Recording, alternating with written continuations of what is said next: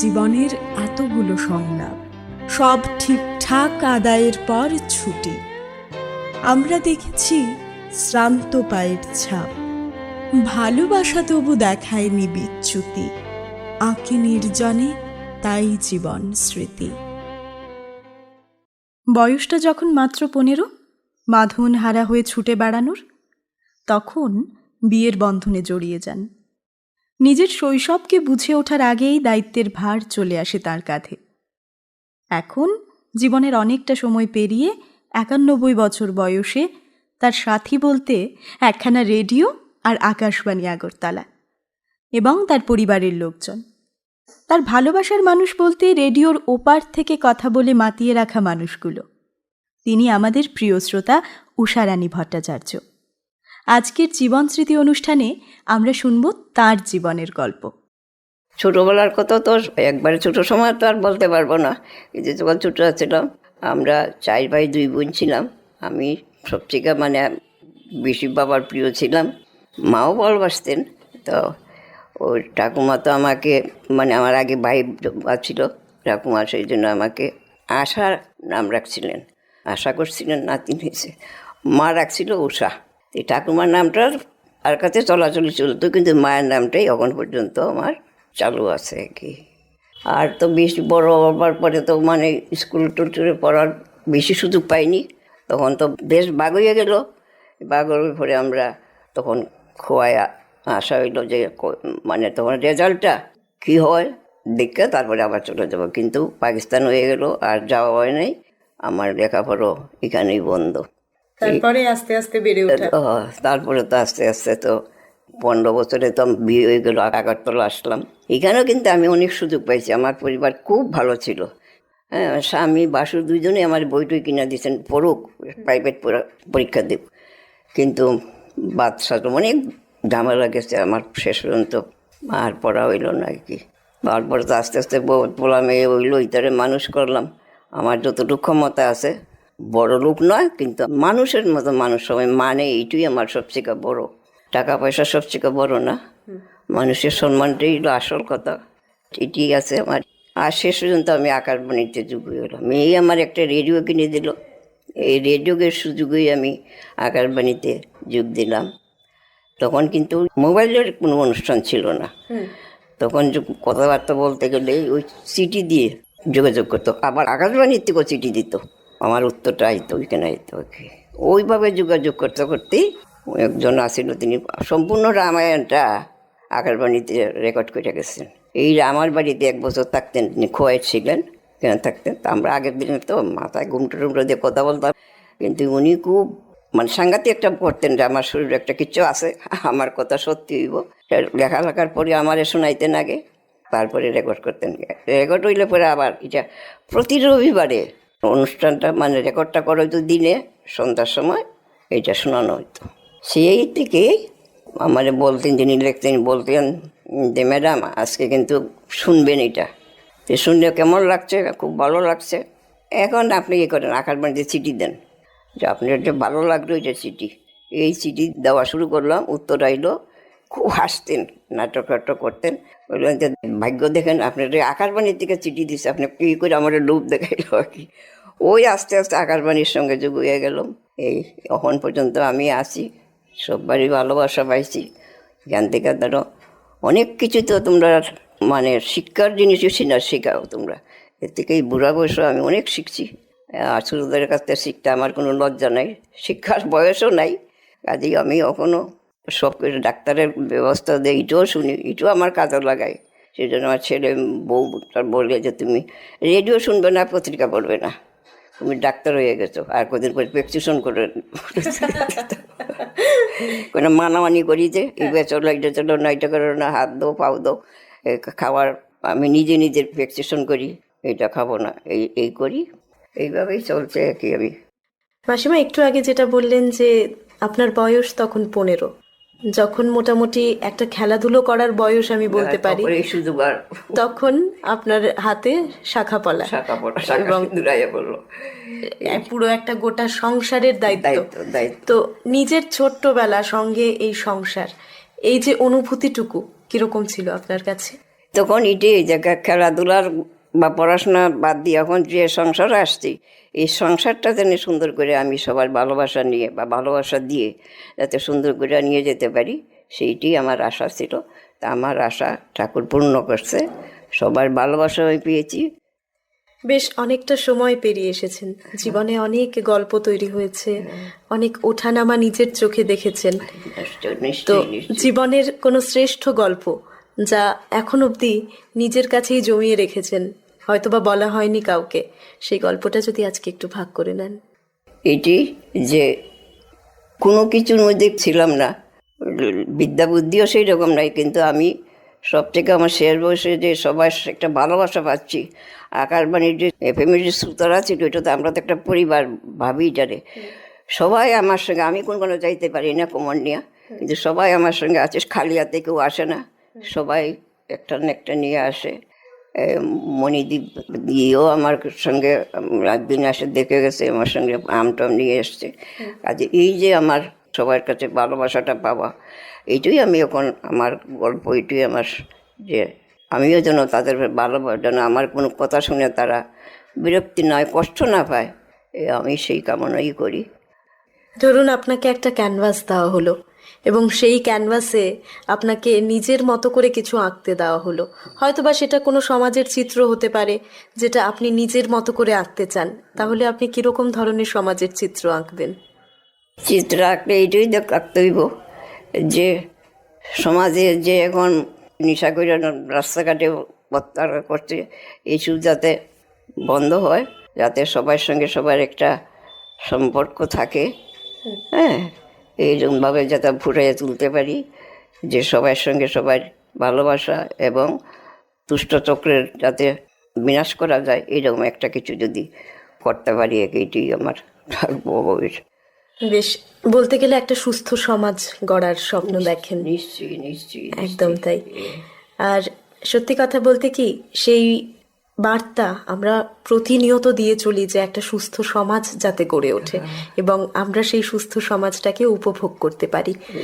তো এবারে যেটা জানতে খুব ইচ্ছে করছে, আপনার ছোটবেলা থেকে বড় হয়ে ওঠা জানলাম, আপনার আকাশবাণী শোনা কিভাবে শুরু হলো সেটা শুনলাম, কিন্তু তার বাইরেও আমাদের উষারানী ভট্টাচার্য দেবী কি কি করতে ভালোবাসেন? রান্না করতে ভালোবাসেন, খেলাধুলো করতে ভালোবাসেন, গান বাজনা শুনতে ভালোবাসেন, নাটক করতে ভালোবাসেন, কি কি ভালোবাসেন একটু যদি বলেন। নাটক টাটক তো কোনোদিনই করার সুযোগই হয়েছে না, এমনকি আমার মেয়েরে নাটক যাত্রা মানে কলেজে নাটক করতো, এইটাও বন্ধ করা হয়েছে, যে এইসব বাইরে ঘুরতে করতে এটা হবে না। কাদের নাটকের কথা তো চিন্তাই করতে পারি না, নাটক নয়।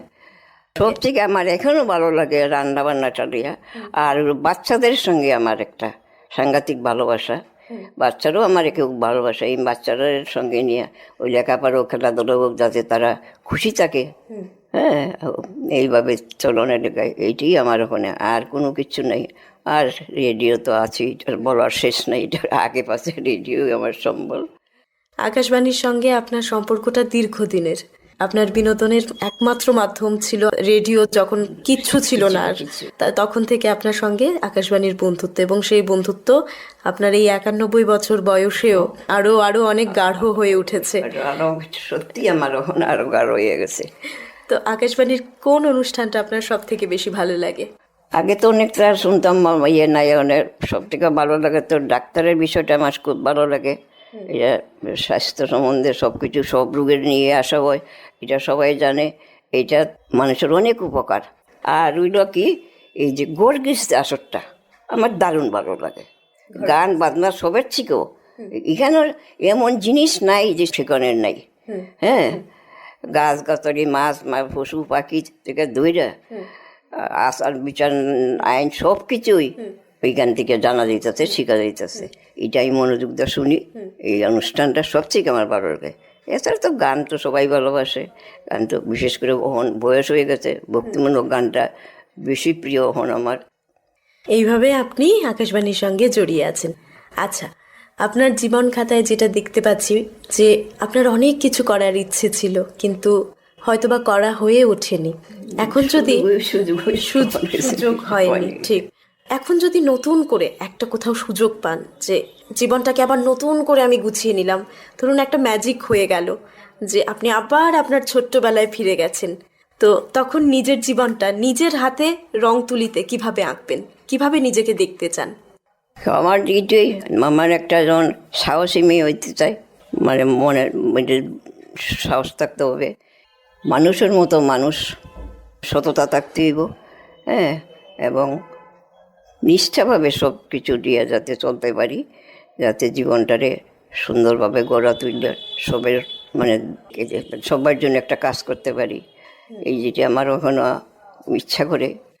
আপনি যখন ত্রিপুরায় এসেছিলেন তখন ত্রিপুরার এক ধরনের চিত্র ছিল, যত দিন যাচ্ছে ত্রিপুরার চিত্র বদল হচ্ছে, তো এখনকার ছেলেমেয়েরাও অনেকটা বদলে গেছে, অনেক অনেক অনেক বদলে গেছে।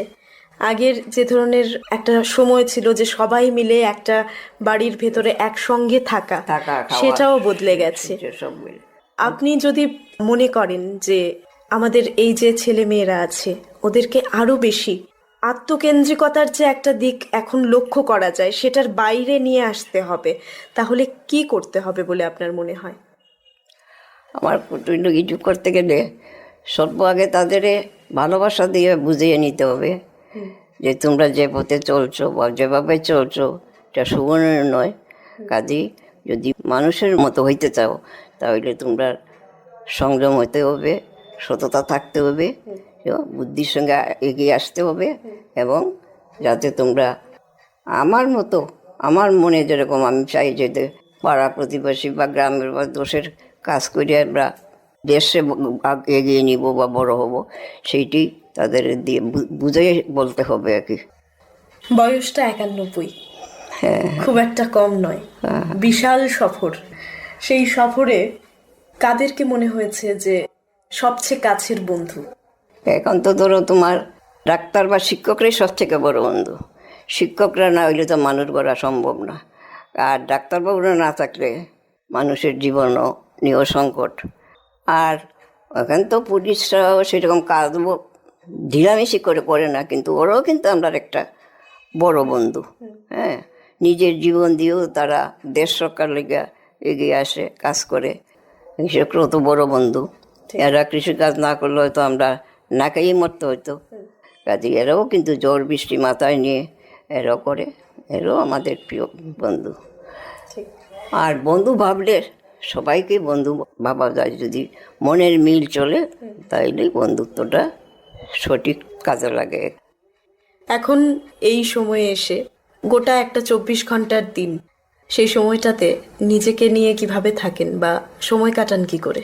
আমার সময়তে এই কাছে আমি তোমার এই সকালবেলা তো আমার একটু ডিউটি করি, হ্যাঁ, একটু হালকা জল গরম খাই, তারপরে মুখ টুক ধুইয়া চা খাওয়া হইলো, এরপরে তোমার সংবাদপত্র আইলো, ছেলের এখানে দেওয়া যায়, ছেলে আমারই আগে দিয়ে দেয়, এইটা পড়ি।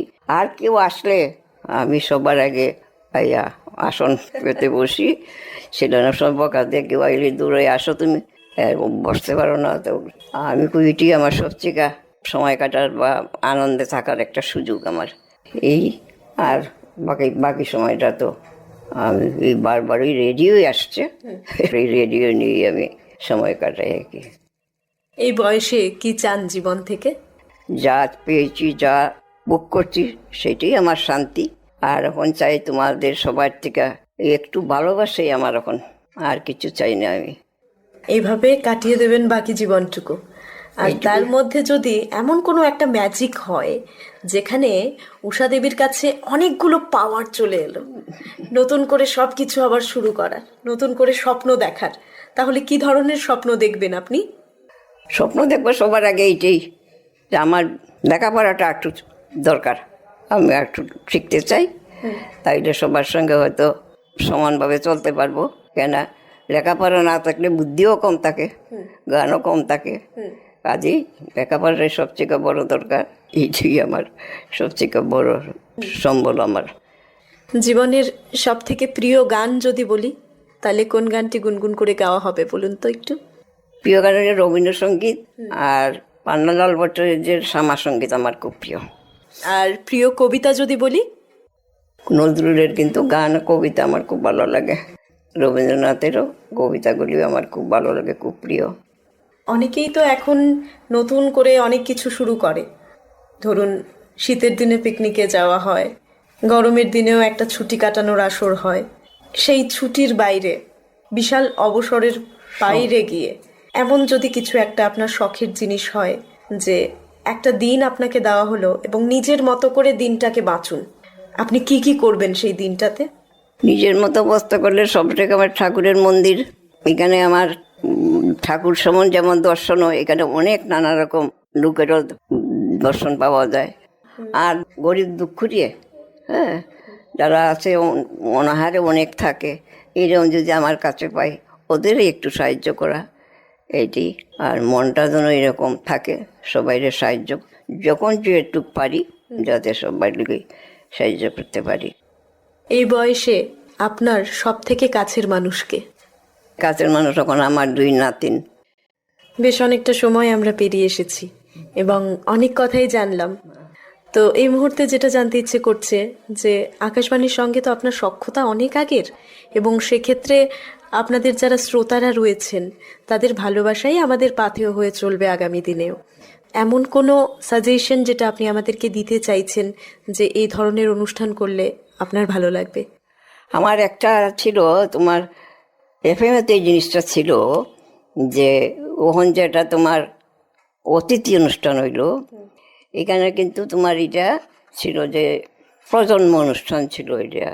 এখানে বাচ্চারা আসতো, বাচ্চারা সুন্দর সুন্দর গান টান নাচটা এগুলি করতো আর কি। তখন তো এফএম নাই, তো এটাও নাই, শেষ হয়ে গেছে। আগরতলায় যেটা ছিল সকালবেলা রবিবারে, এইটাও তখন হয় ঠিক ওই, এটা আগের মতো সৌন্দর্য নাই। তখন ইয়েতে গিয়ে রেকর্ড করে আনা বোধ হয় এটা। আগে তো ফোন করে গান শোনা হইতো। ওখান তো বাচ্চারারও অসুবিধা, গান শিখতো জায়গা বন্ধের দিন। কাজেই ওই বাচ্চাদের জন্য একটা কিছু, যদি বাচ্চাদের জন্য একটা কিছু অনুষ্ঠান, যে তারা শিখতে পারে, মানে শুধু করা না, শিক্ষার মধ্যে থাকতে দিব আর কি, গান বান্ধব যেটাই হোক, যাতে তারাও শিখতে পারে, এখান থেকে বাইরে যেতে পারে। আমি যেমন এই বুড়ো বয়সকে অনেক শিখছি, তারাও যেন ওইটা করতে যে আকাশবাণীর থেকে আমি শিক্ষা দিতে পারছি, এটা এইরকম একটা কিছু আমার খুব ভালো লাগে। বাচ্চারার অনুষ্ঠান শুনতে আমার খুব ভালো লাগে। এই বহমান জীবন স্রোতে আমরাও বয়ে চলেছি এবং এই ধারা নিরন্তর, আমাদের যেতে হবে। সময় থাকলেও আমরা সময়কে ধরে রাখতে পারি না, কখনোই পারবো না। সময় তার গতিতে চলে যাবে এবং আমরাও অনুষ্ঠানের প্রায় শেষ মুহূর্তে চলে এসেছি। তো একেবারে শেষেই যেটা জানতে চাইবো যে আমাদের শ্রোতা বন্ধুদের উদ্দেশ্যে আপনি কি বার্তা দেবেন? শ্রোতা বন্ধুদের বলবো এটি, মাঝে মাঝে কিন্তু অনুষ্ঠান সময় বেশি হয়, বেশি কথা বলো, সে করলো, এই নিয়োগটা কিন্তু মতবিরোধ হয়ে যাচ্ছে। আর এই কুইজ অনুষ্ঠানের মধ্যেও একটা বেজাল চলছে, ওখানে কুইজের কিন্তু অনুষ্ঠানটা ভালোই হয়, এইটাও একটা দরকার আছে। আর সবাই যেন সবার দোষটা নিজে নিজে বুঝতে পারে বা আরেকজনকে বোঝাতে পারে, বুঝেই যাতে মানে এই পরিবারটা যেন নষ্ট না হয় সেটি। কেন আমরা কারো চিনি না, কিন্তু অনেক ভালোবাসা অনেকের থেকে কিন্তু সবাই পায় কিনা জানি না, আমি কিন্তু অনেক পাচ্ছি। কাজেই পরিবারটা যেন নষ্ট না হয়, ভালোবাসাটাই আসল জিনিস। আমি এটাই সবথেকে ভালোবাসি, সবার ভালোবাসাই চাই, পাইও আমি সবার ভালোবাসাই পাচ্ছি, আমি এখনও পাচ্ছি। আমার খুব ভালো আছি আমি। তোমরা সব ঠাকুর কাছে বলবে আমি যেন এইভাবেই জীবনটা কাটিয়ে যেতে পারি। অনেক অনেক ধন্যবাদ। ধন্যবাদ, তোমারও ধন্যবাদ। শ্রোতা বন্ধুরা, এভাবেই আমরা আমাদের জীবনের একের পর এক গল্প পেরিয়ে আসি, তাতে যোগ হয় আরও নতুন গল্প। যখন আমাদের বয়সটা অনেকটা বেড়ে যাবে, তখন হয়তোবা এই ঊষা দেবীর মতোই আমরা স্মৃতিচারণা করব সেই গল্পগুলোর। আজকের জীবন স্মৃতি অনুষ্ঠানে আপনারা যার জীবনের গল্প শুনলেন, তিনি আমাদের প্রিয় শ্রোতা ঊষারানী ভট্টাচার্য। এক জীবনের এতগুলো সংলাপ, সব ঠিকঠাক আদায়ের পর ছুটি। আমরা দেখেছি শ্রান্ত পায়ের ছাপ, ভালোবাসা তবু দেখায়নি বিচ্যুতি, আঁকি নির্জনে তাই জীবন স্মৃতি।